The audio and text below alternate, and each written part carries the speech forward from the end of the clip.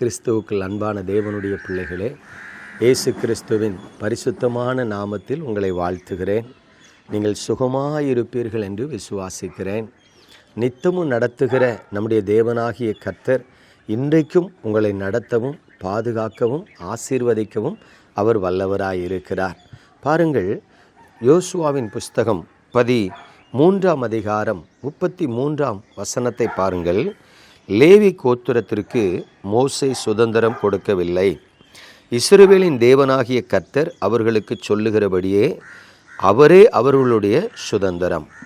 பிரியமானவர்களே, மோசேயை கொண்டு எகிப்தின் அடிமைத்தனத்தில் இருந்த இஸ்ரவேல் ஜனங்களை விடுதலையாக்கி கொண்டு வந்த கர்த்தர் அவர்களை கானான் தேசத்திலே நாட்டினார் என்று பார்க்கிறோம். அப்படி அந்த கானான் தேசத்திலே அவர்களை நாட்டி அவர்களுக்கு அந்த தேசத்தை பங்கிட்டு கொடுக்கிறார். ரூபன் கோத்திரத்திற்கு, சிமியோன் கோத்திரத்திற்கு, ஒருவேளை லேவி கோத்திரத்திற்கு, காத்து கோத்திரத்துக்கு, செபுலோன் கோத்திரத்துக்கு என்று சொல்லி அந்த 12 கோத்திரத்துக்கும் அந்த கானான் தேசத்தை சரி சமமாக பங்கிட்டு அவர்களை அந்த தேசத்தை சுதந்திரித்து கொள்ளுங்கள் என்று சொல்லும் பொழுது வேதம் சொல்லுகிறது, யோசேப்பு கோத்திரத்துக்கு மட்டும் 2 பங்கு கொடுக்கிறார்கள். மனாசே யோசேப்பினுடைய மூத்த மகன், எப்ராயிம் யோசேப்பினுடைய இளைய மகன். இந்த 2 பேரையும் ஆண்டவர் 2 கோத்திரங்களாக மாற்றுகிறார்.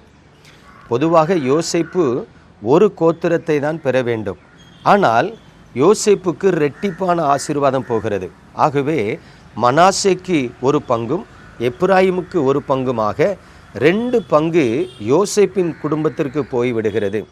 அப்படியானால் அந்த தேசத்தை 12 பங்கு வைக்கும் பொழுது அங்கே 13 பங்கு வைக்க வேண்டுமா என்று சொல்லி ஒரு கேள்வி வரும் பொழுது லேவி கோத்திரத்திற்கு, ரூபனுடைய தம்பி ஆகிய லேவி கோத்திரத்திற்கு தேவன் பங்கு கொடுக்கவில்லை.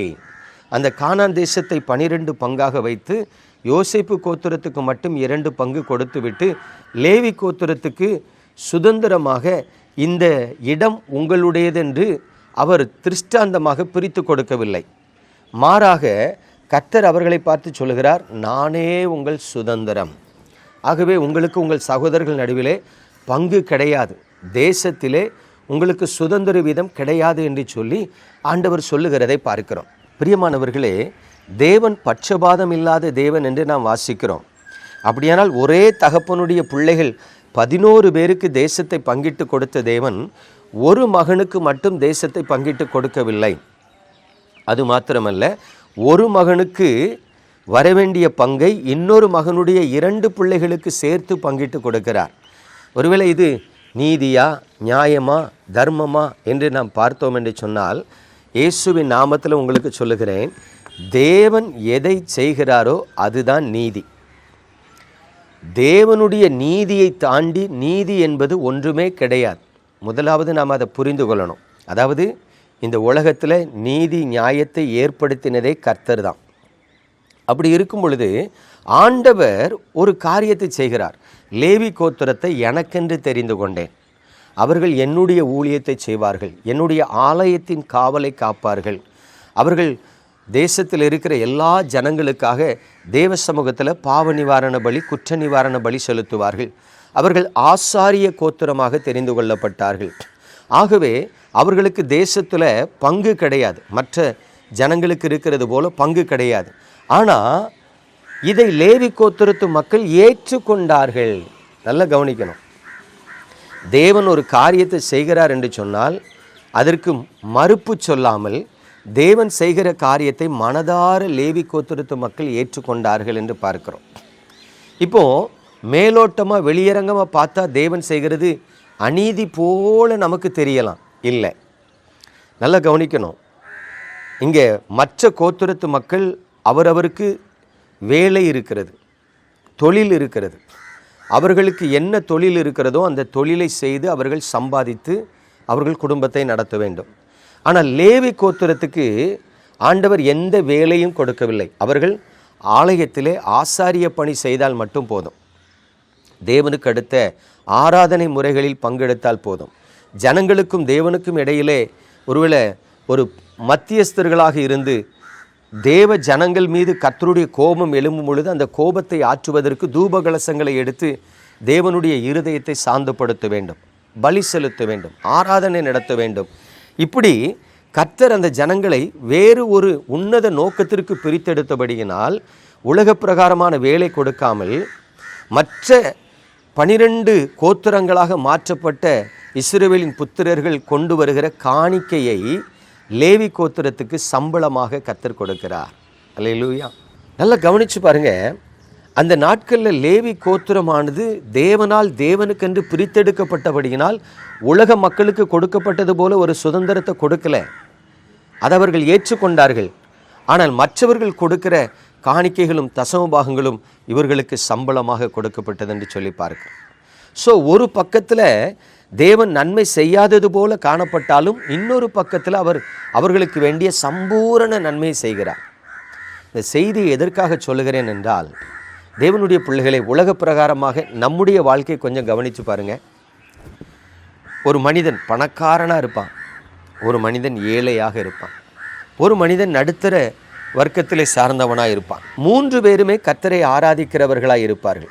ஏழையாக இருக்கிற மனிதனுக்கு பணக்காரனாக இருந்தால் நன்றாக இருக்குமே என்று தோன்றும். நடுத்தர வர்க்கத்தில் இருக்கிறவர்களுக்கும் பணக்காரனாக இருந்தால் நன்றாக இருக்குமே என்று தோன்றும். ஆனால் தேவன் அவர்களுக்கு அவர்கள் வாழ்கிற முறையிலே ஒரு சந்தோஷத்தை வைத்திருப்பார், ஒரு சமாதானத்தை வைத்திருப்பார். எனக்கு தெரிஞ்சு எங்கள் குடும்பத்தில் எங்கள் மச்சான் ஒருத்தர் இருக்கிறார். அவர் பார்த்திங்கன்னா சொந்தமாக ஒரு கம்பெனி வச்சுருக்கிறாரு. அவர் ஒய்ஃபு கவர்மெண்ட் டீச்சர். ஆனால் இன்றைக்கு வரைக்கும் இப்போ 2 பிள்ளைகளுக்கெல்லாம் கல்யாணம் பண்ணி கொடுத்துட்டார். இன்றைக்கு வரைக்கும் சொந்த வீடு கட்டலை. நாங்கள் கேட்போம், உங்களுக்கு வசதி இருக்குது, ஏன் ஒரு இடம் வாங்கி வீடு கட்டினானே? அவர் சொன்னார், எதுக்கு தம்பி, வேண்டாம், வாடகை வீட்டில் இருந்தால் என்ன குறைஞ்சி போயிடுவோமா? ஆண்டவர் நமக்கு ஒரு குறை வைக்கலை, என் காலம் ஃபுல்லாக அப்படி வாடகை வீட்டிலே இருந்துட்டு போயிடலான் இருக்கிறேன். பாருங்கள், அவருடைய மனது அவருக்கு சொந்த வீடு வேணும்னு விரும்பவே இல்லை. ஆனால் தேவன் சகல நன்மைகளையும் கொடுத்திருக்கிறார், சகல ஆசீர்வாதங்களையும் கொடுத்திருக்கிறார், சகல சந்தோஷத்தையும் கொடுத்திருக்கிறார்.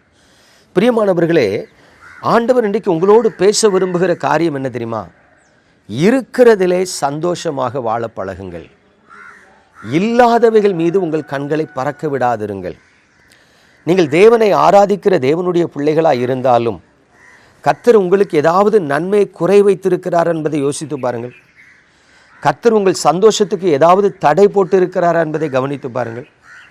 கர்த்தர் உங்கள் வாழ்க்கையில் ஒருவேளை மற்றவர்களுக்கு முன்பு உங்களை வெட்கப்படும்படி அவமானப்படும்படி நடத்தி இருக்கிறாரா என்பதை கவனித்து பாருங்கள். ஒரு விதத்தில் ஒருவர் உங்களை விட உயர்ந்திருந்தது போல காணப்பட்டாலும் இன்னொரு விதத்தில் அதே மனிதனுக்கு மேல் நீங்கள் உயர்ந்தவராக காணப்படுவீர்கள்.